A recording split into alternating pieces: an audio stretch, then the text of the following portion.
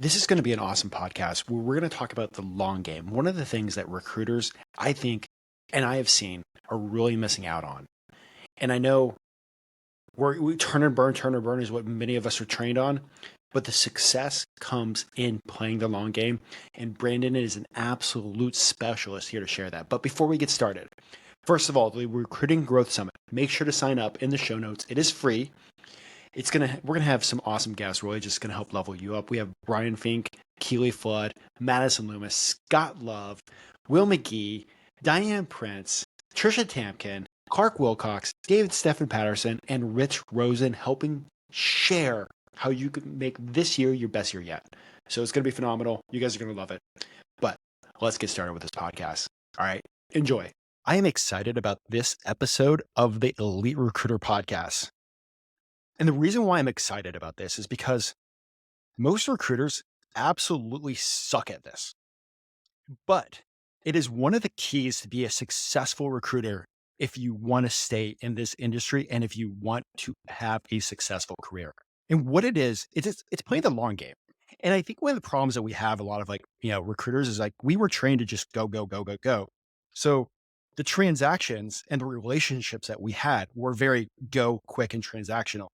But if you want to win, if you want to grow a business and you want to be a top biller, those relationships matter and you have to think about the long game. So I'm excited to have Brandon Glyck with me, who's the CEO of Quantum Search Partners, to talk about what they have done to play the long game in both relationships with candidates and clients. And they have really set themselves up for success year after year after year. So welcome to the podcast, Brandon. Thank you. And I'm glad to be here. So, Really appreciate it, Ben. and real quick, you have an interesting background, which I Sure. love. Like you've, unlike most people, you kind of like were around the recruiting space a little bit. Can you talk about your background and how you even got started in this world? Sure. So, it's a great question. And I would say like most recruiters, didn't go to college with aspirations of getting into the search business. So, but I don't know how unique my story really is, but I like to think it's a little different. So, rewind back to 2006, I was a freshman at Princeton University, was playing football there and ended up getting injured my freshman year. So injury and then some other associated things. Ended up taking some time off from school. So during that time, I was lucky enough that my father had a fairly successful kind of one man show recruiting firm at the time. So it was a great lifestyle business. He was had a few really kind of top tier financial services clients who was doing tech recruiting for them. So it's '06. I'm 18 at the time and basically just started making placements. I didn't really know what I was doing. Had a good coach in my dad at that point, but kind of that whole year ended up going back to school, and then fast forward a bit to 2008. The financial crisis that occurred. He ended up losing basically his three bread and butter clients at that time. So he bought me this book of computer executives, contact info. So this is before Zoom Info and all that contact info software we have now. And basically, I had a cold call script. I'm 19 or 20 years old at this point. Start making, 80 to $100 a day, and ended up actually bringing in some business for us. So I, went back to school, played 4 years of football, graduated and all of that. And I was cutting classes, at Princeton, mind you, on a regular basis, to get work done, to go on meetings, essentially acting like I'd already graduated. So fast forward again to 2012, graduated. So two of us, have a nice little lifestyle business for ourselves. And then, in 2014, we decided to start growing, and now we work with some of the biggest companies, Fortune 500. We work with a lot of great, management consulting firms, some really cool, emerging tech companies that are out there. And it's been a great journey so far. We've got 16 people on the team and growing, but just been not necessarily the typical story, but certainly fun to talk about. And it's so cool that you got to learn the old school ropes from your dad. Yes, Because yeah, I'm it's sure. very different than it is today. That's for sure. But a lot of those old school classical recruiting techniques are still extremely relevant in the world of high Absolutely. touch. especially the relationship side. And that's the part I give credit to my dad on this one. The training on that end was incredible. And he had relationships for 20 years, and that's how, as a small business owner, he was able to be successful for many years because he really, really valued relationships. So, and talking about relationships, like when you think of a relationship, or a lot of people think of a relationship, they automatically just think of the client. Sure. Now, are you talking about like long-term relationships with candidates and clients? Absolutely. So, and that's where, again, I think candidate experience, really treating everybody with the same respect throughout the process, is so critical. Delivering well on both ends of the process. Some of our best clients, have been former candidates, and it's honestly sometimes it's a candidate we've placed. A lot of times it's not. It's just a candidate that had a good experience with one of our recruiters, and wants to continue doing business with us when they're in a position to hire. Wait, so you just said that people that you guys couldn't place have become some of your best clients. Yeah, I know. Isn't it amazing when it works Like, out like that? okay, so like when you guys are like dealing with candidates, like, are you guys doing something different? Like, what's the magic that you guys are doing? That's a great question. And you know what? I don't think I don't think there's a secret recipe here. I think it's just at the end of the day, treating people with respect, following up. And again, we've certainly had times where, the feedback loop, isn't always perfect, but it's something we train our team on. It's something we really care about. At the end of the day, when you're giving that experience to a candidate, when they're in a position to hire, they want to work with companies that are going to represent them well in the market. Um, and honestly, how you treat the candidates that don't get the job often says a lot more about your company than how you treat the candidates that do get the job. Mhm. And of course, like we've all seen, like, popular posts on LinkedIn and TikTok is all about ghosting. Yes. Yes. Ghosting is not good. Do not do that if you want to have a long term career in recruiting. So, yeah, like when it comes down to like some of these, like the candidates that don't get the job, are you just like, like, do you guys like follow up with them? Like what do you Sure. do like in this And it whole really, process? so of course, so it really depends. If it's a candidate that's really in our target wheelhouse, so let's say it's I don't know, VP of product or a Uh, director of engineering, candidate that we would do business with as a hiring manager on the other end. We do keep sort of like a running list of contacts. Each one of my recruiters has this running list, and it's people that we want them continuously keeping in touch with. It's not just when that person's hiring, it's really about keeping in touch, just to keep in touch, to stay relevant. And, ultimately, like, it's our goal. I mean, it doesn't happen every time, but to really really get to know these people and become friends with them long term, because and who do you want to do business with, at the end of the day, and it's, the way I look at it, recruiting is a unique business in that we're not really selling a product at the end of the day, like we are the product essentially. And, you know, with all the different agencies out there, there really aren't necessarily on paper that many differentiators from one agency to the next. So how better to differentiate yourself than showing that you really do care, and I mean it when I say that. And, connecting with someone long term, letting them know that you're not in it just for the short term win, that over time that compounds, there's this compound interest effect. And you end up with, some really great, in many cases, long term, lifelong clients in some cases. and I love that you mentioned like compound interest, because compound interest does affects everything with your money, your learning, and even your relationships. Totally. And so you mentioned you guys have like a system, and I think that's one of the problems I think a lot of recruiters have is like they just live in chaos. Yes, that's true. And to say we're perfect is not the right, the right statement either. That's for sure. Is like for people that want to make this change and want to like work on developing these long-term clients or long-term relationships, like what kind of systems do you guys have in place that can help with that? That's a great, great question. And we obviously have our ATS, and we use that for tracking openings and candidates. But it's really going to sound very simple. We call it our BD sheet, or a quantum BD tracker. Everybody has their own sheet, and on it there's just a running list of candidates and clients to keep in touch with. And, that list for some of our recruiters, maybe it's 100 or 200 people. For me at this point, it's significantly, longer than that, just having been in recruiting now for over 15 years. But the idea is, these are people that, it's not every candidate. So I should make it clear. It's not every client. It's people that you genuinely have a connection with, that you feel like it's someone you want to support long term.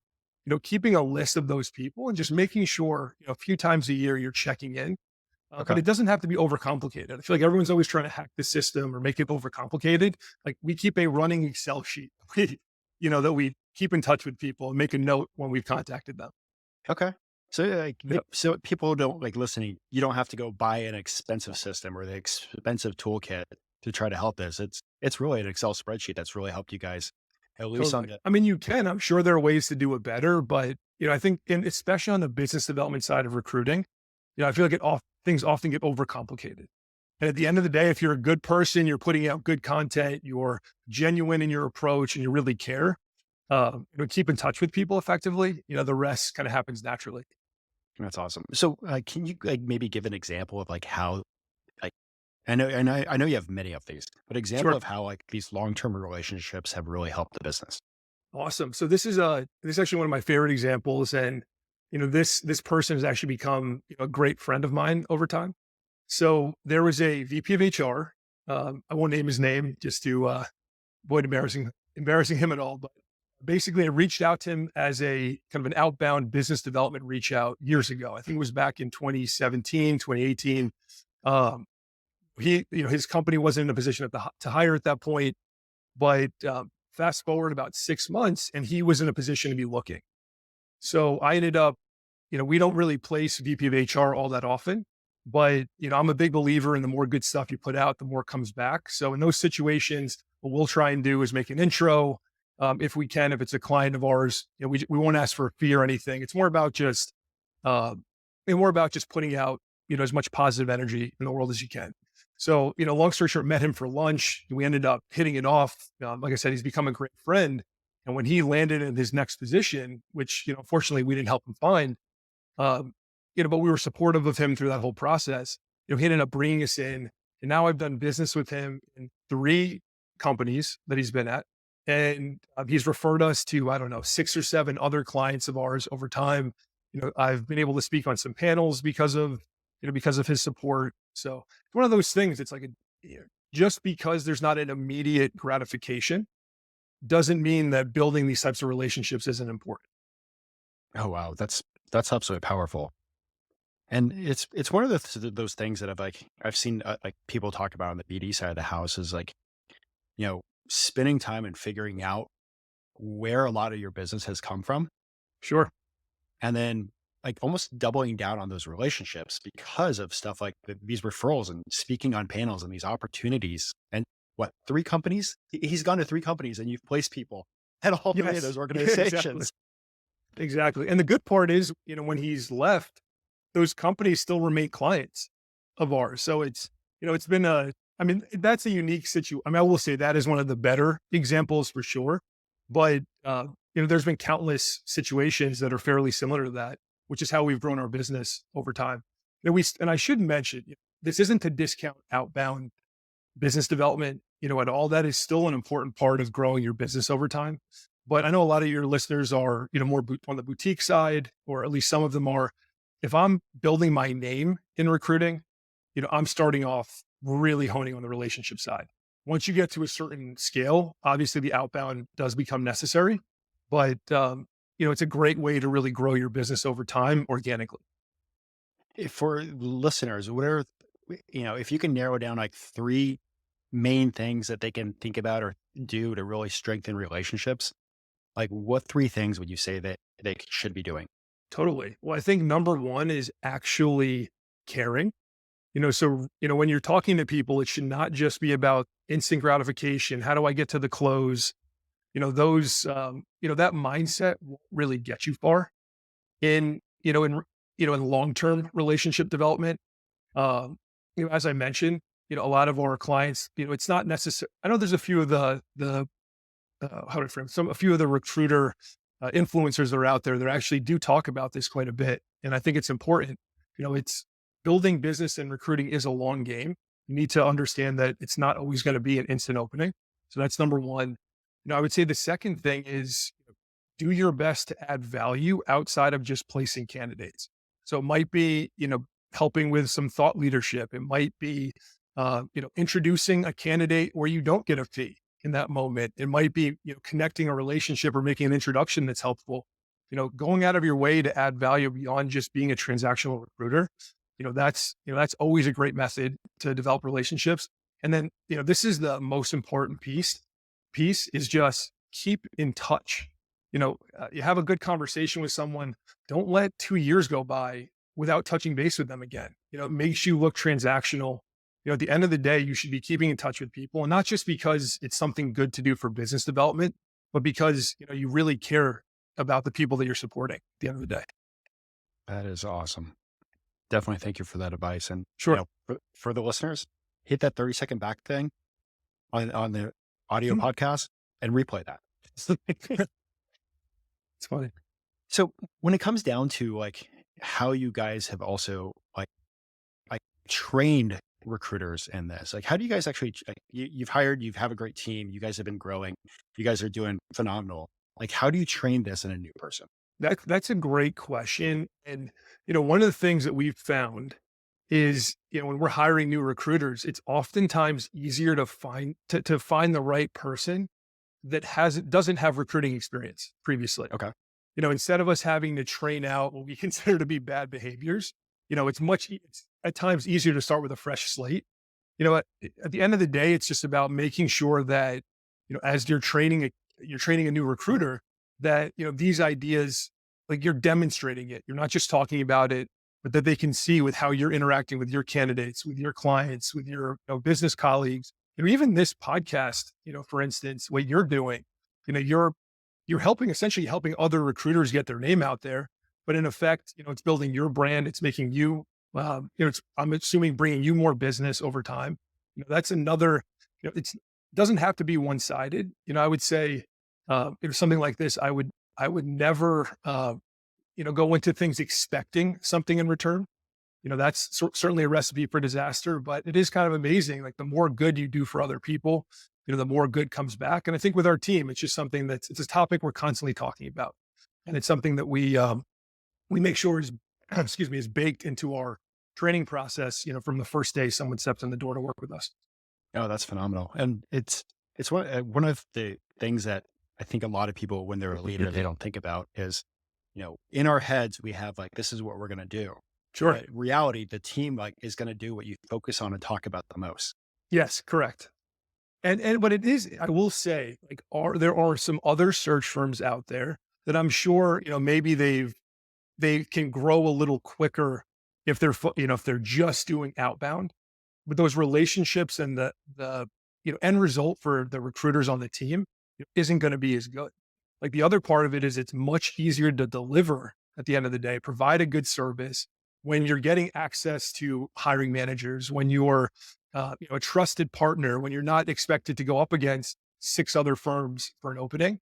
That's where the relationship piece really comes in. When you become that true trusted partner, it just makes being in this business, which can be a grind at times, a lot more fun and a lot easier at the end of the day.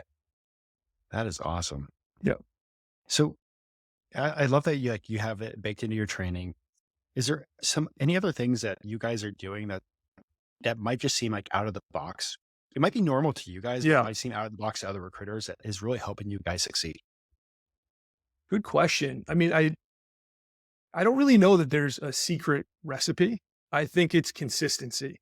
I'm a big believer in that, if you do the right things day after day, over a period of, extended period of time, you're going to see the results. And I think unfortunately what happens, especially with a lot of new recruiters, is they come in, they see that they can earn a lot of money, if they make quick placements and they take shortcuts. And the idea is if you want to be in this business long term, there really aren't shortcuts. It's just doing the right things, executing at a high level, providing your candidates feedback, being a trusted partner to your clients, doing all those things day after day.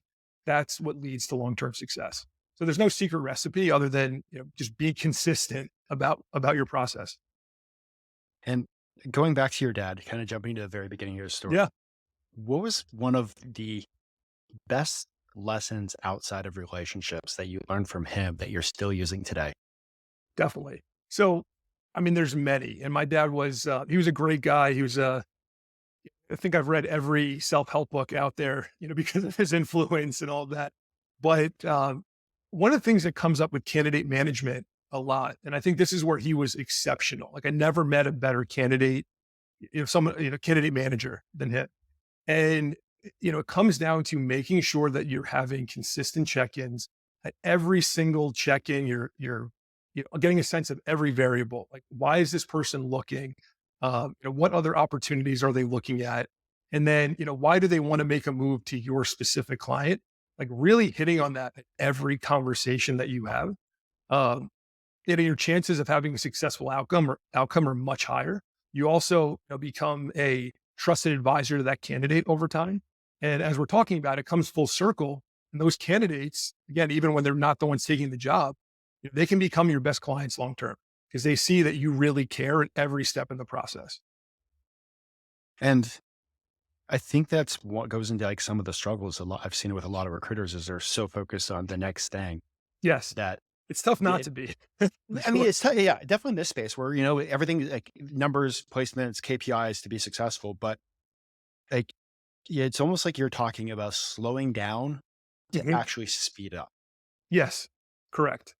Which is a tough thing to do. I mean, I'll say this, when we hire new recruiters, it's much easier and I much prefer to have to slow somebody down than to speed somebody up. That's always an easier process. So, that sense of urgency, really wanting to make things happen, that is critical to being a good recruiter. But it's knowing how to temper that effectively. Like I can be pretty intense. I can be very go, go, go, certainly. But learning how to temper that over time, if you already have that kind of innate drive, it's the secret recipe. Mm, that's awesome. Well, before we move on to the next part of the podcast, is there anything else that you'd love to share about the playing the long game and relationship building?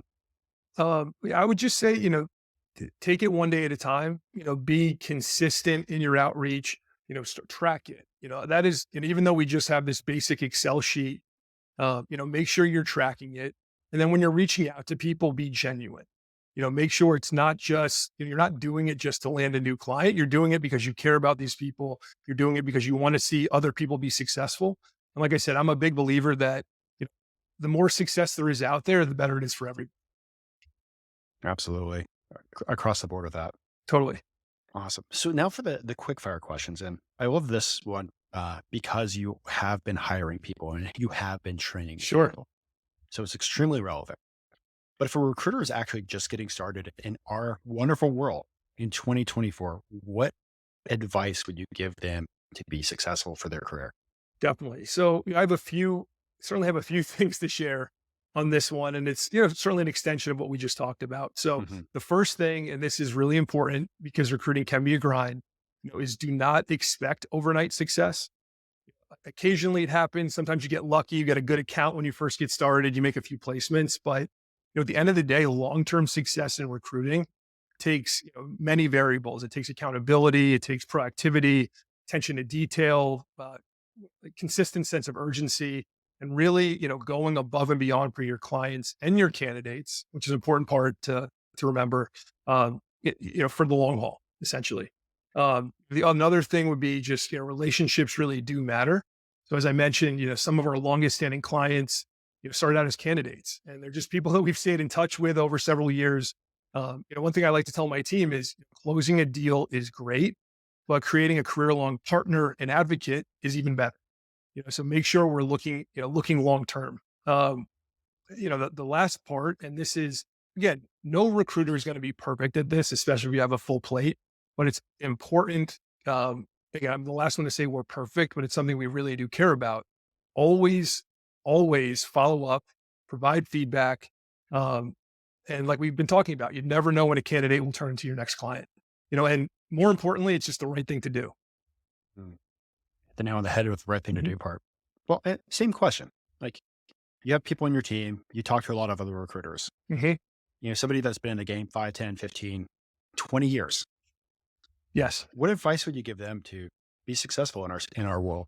Another great one. So, let me think about this for a second. So, what I would say to someone that's been in agency recruiting for a while, is having some success. I assume you might agree with this, but the biggest differentiator in the people that seem to have longer term careers in recruiting, short of being at one of the bigger, the behemoth agencies, is building your skills in business development. And, oftentimes I see, recruiters get really scared off by this because I think they envision, man, I've got to be the world's best cold caller. I have to do, thousands of outbound marketing emails a day. And I don't know the first thing about that. Like I've never done it before. Uh, and that's where some of the things we've been talking about today, come into play. The best recruiting account managers, they're going to value relationships. They're going to go out of their way to consistently deliver at the highest level. Keep in touch with candidates and clients, even when they don't have an immediate opening. And that's going to beget, in many cases, more business. So, it doesn't necessarily have to be you're the best outbound marketer or outbound business development, cold caller. It does mean, consistently driving relationship development over time that you can, ultimately turn into new business. That is awesome. Mhm. And you mentioned earlier that, because of your dad, Sure. you've been a big reader Yes. and you've read a ton of books. Has there been like one book or two books that you can just narrow down that's had a huge impact on your Sure. success in your career? Yeah, so I thought you were going to ask this one, and it's a tough question, but thankfully I did prepare for this. So, um, some of my favorites are sort of the original growth mindset books. So you have books like basics, like Think and Grow Rich, which by Napoleon Hill. You have Win Friends and Influence People by Dale Carnegie. Seven Habits of Highly Successful People by Stephen Covey. Like all the kind of basics, just getting started in it. I'll reread those, a few times a year, especially I really love How to Win Friends and Influence People. I think it's a great book on relationship building. However, there's this concept I've tried to live by, and that's actually where the name quantum comes from. Is this idea of that you are living in this field of infinite possibilities? My dad went through a phase where he was a big Deepak Chopra guy, and there's this book, Creating Affluence, and it's essentially, or at least how I've interpreted it, is the more good you put in the world, the more possibility there is for good to circle back around. And which it's not a direct loop. You should never expect anything in return ever. You should be doing things, for the right reasons. But I would give that idea a lot, really most of the credit for the long-term success that our team has had. I love that you've like, internalized that as part of your identity and Yes, it shows. I appreciate that. Yeah. And it's also just this notion of, um, I think once you go into a scarcity mindset, especially in recruiting, you're shutting yourself off to bringing in new business. You're shutting yourself off to delivering at a high level. If you look at things of, wow, there's so many opportunities out there, I can support, like you and I would say you specifically are great at this. Like you support other recruiters building their business, that inherently is completely unselfish. And it's an amazing thing that you're doing. But I'm sure it's led to you having more business over time also, even if that wasn't the primary reason for doing it. It definitely has helped it. Everything from referrals to because of the podcast, a bit of like an omnipresence. So like people in GovCon are like many times are just like, we've seen you, we've heard you. Like you're Yes. on our Facebook feed every day. I mean Yes. LinkedIn feed like every day. Yeah. Well, and it's funny. I just spoke. I think I mentioned before our call, but I was just talking to to another recruiter friend of mine who got started last year, and she said the first podcast she listened to when she got started in recruiting was your podcast, and Oh, it, that's gave awesome. her some, the confidence she needed to really, get her business off the ground. So I thought that was really cool. Just That, kind of that serendipitous that we had that chat literally this morning. that's like I mean, that's one of the cool things about the podcast is seeing some of these messages where it has influence and helped people. And it's really it's the guest sharing like, I don't want to say like the secrets of everything, but Mhm. really just like what's working, what's like how you're winning. So it's cool how the communities like really come together with that. Definitely. Yeah, I think our So the boutique staffing firm community sticks together. It seems like. it's a small world. Yes. Yeah. Well, when it comes to everything in recruiting, do you have like a favorite rec tech tool that you guys love? Mm. Yeah, so that's another good question. And we've been looking, into it. So we've certainly played around with ChatGPT. We've looked at some of the AI powered ATS systems. Like I've had a few calls with Loxo. That one seems pretty good from what I can tell. Um, you know, so so I would say, certainly we're looking into it. Yeah. It's I would say it's hard to replace, good old fashioned candidate experience and people to people communication at the end of the day. But one thing we've had some luck with and we've been experimenting with is some of the LinkedIn automation tools. So we've Okay. used like Dripify a little bit. We're still a little leery about using it too much, but, certainly have looked at some of that. And then we've had a great experience with our ATS Crelate, Okay. so far. But, as I mentioned, we've looked into a few others, but, nothing nothing has gotten us off of Crelate yet. It's a very easy to use, user-friendly system. Yeah. I've uh I've got it. If you want to go up, Yeah. because of the podcast, I get a look at a lot of things and Sure. are cool tools out there. But I think just been in my comfort zone with Clearly. Yeah. I use it myself. Well, where they're really helpful, I would say, and this is where we have used it a little bit. So it's not perfect, but if you're creating like, Boolean strings and, really it's helpful more with sourcing than with anything else, is what I would say. Mhm. Any of Right. these AI tools, I haven't seen anything that's replacing like the candidate management experience or the human interaction part. But some of the initial sourcing, I could see it getting good enough that, uh, you can actually see AI starting to reach out to candidates even. Yeah. Awesome. Yep. Now, when it comes to like your personal success, and I, I know in your story you played college athletics, you had some training with your dad. If is there something that you can like narrow down on that has really helped you succeed? Yeah. Certainly. And that's another really good question. I would just say, at the end of the day, I've been in recruiting now. I'm only 35, but I've been recruiting now for over 15 years, which feels like a long time. And being as long as I have, you really have to love what you do. You gotta get fired up every day about going to work. Believe and a big thing for me is this belief that we actually have the opportunity to make a difference with our work. A good example, I was catching up with a candidate that turned into a client that I first started working with literally over 10 years ago. And it's just someone that we've kept, someone I've kept in touch with. He's become a buddy. And, it's cool when you get to witness someone starting off, as let's say a product manager, director of product. 10 years later, they're a chief product officer and they've really grown in their career during that time. And just to think like, certainly you don't want to take credit for that person's success because all you did was place them. But the fact that you had a small impact on that person having a better life long term, that to me is what really makes this exciting. And the other part of it is I'm sure you've seen in your experience, like not to say that recruiters are therapists by any means, but if you build a good relationship with someone, you do become a confidant. The job search experience is very personal. And just the notion that you get to be a part of that process, that's what keeps me going. That is awesome. Well, and you talked about learning to love, like talking about loving recruiting. Did you have to learn how to love recruiting? You know what? Yes and no. Like I never really loved, I mean, I do now, but when I was first starting off, who loves making 80 to 100 cold calls a day with their dad looking over their shoulder, making sure they're hitting their numbers and their cold call pitch is good. But over time, yes, like especially with the relationship driven approach, we still certainly do outbound and all of that, but it gets easier over time. Like I mentioned, the compound interest effect, certainly, it does get easier. Awesome. And the reason why I ask that is because I know many of us, when we start off in that agency world, like it sucks. It's true. It sucks. And like, at least for me, I actually had to kind of like learn how to love recruiting. Mhm. And, I think that you said is the impact that you have on people, just, once you understand that, like really gives you like a different lens to look at this industry with. What's your favorite part? Curious. One of my favorite parts is the occasional time where you watch the news and you realize that some of the things happening across the globe is because of some of the people that you placed. That's cool. Well, and you do a lot in I know supporting GovCon and defense. Yeah. You probably really get to see that happen.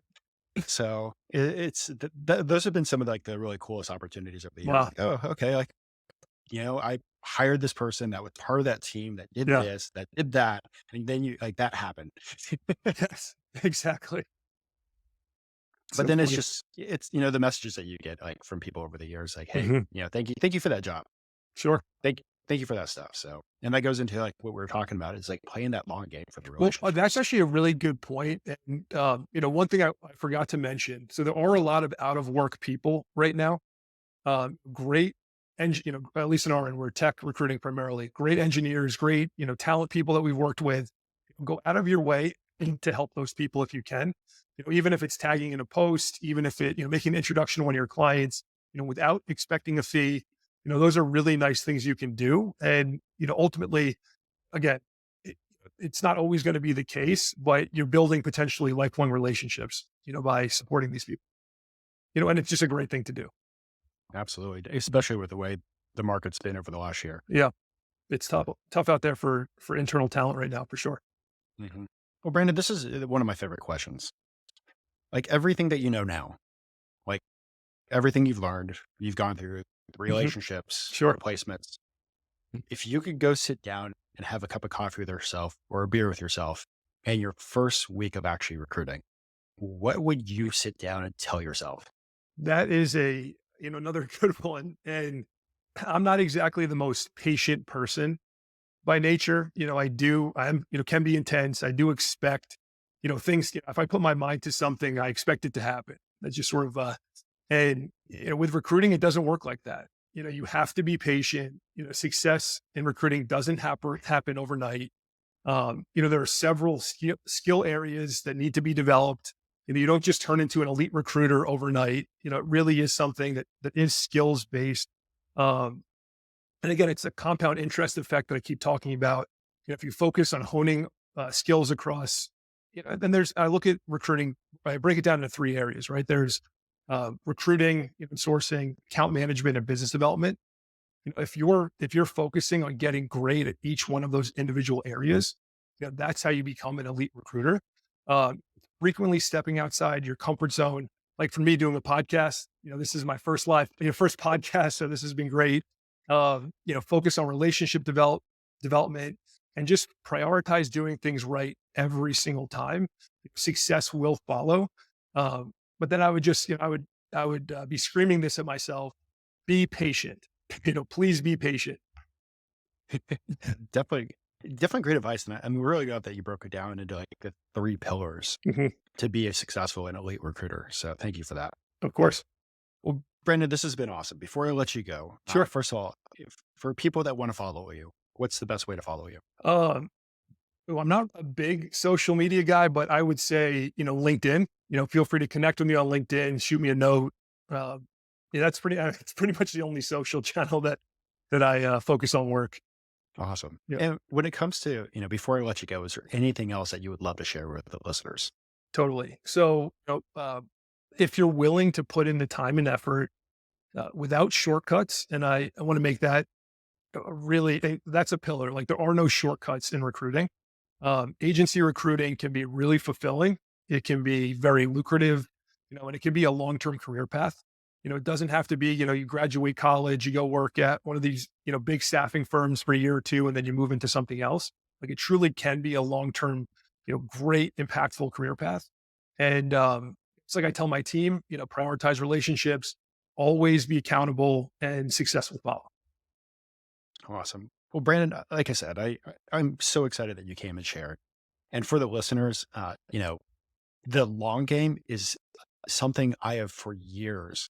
I've struggled with, but it's something for years I've seen recruiters across the board struggle with because, it's always on to the next thing, but every single other time I talk to somebody that's been successful in our industry, they have played the long game. So Brandon, thank you for sharing and teaching how to play that long game. Thanks for having me, Benjamin. It was great. And for the listeners, guys, let's crush it. Let's make 2024 your best year yet. Thank you guys for listening.